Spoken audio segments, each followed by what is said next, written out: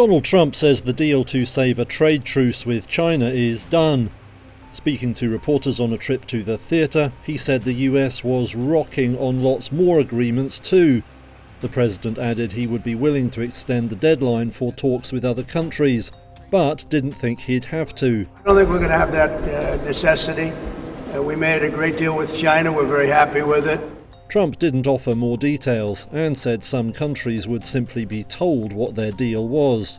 We're dealing with about 15 countries, but as you know, we have about 150 plus, and you can't do that. So we're going to be sending letters out in about a week and a half, 2 weeks.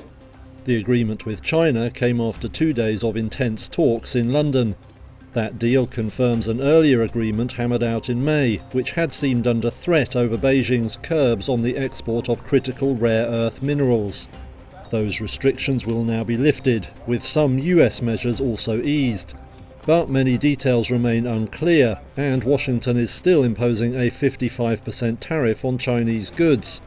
Commerce Secretary Howard Lutnick said that rate was fixed and unalterable. Speaking earlier in Congress, Treasury Secretary Scott Bessent said Beijing needed to show it was open to fundamental change. They are in the midst of a real estate downturn.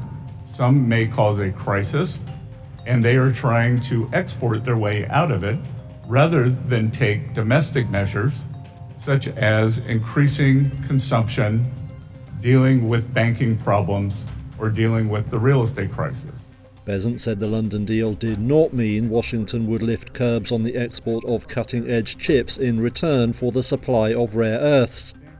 Market reaction to the agreement was muted, with many investors saying they wanted to see more detail.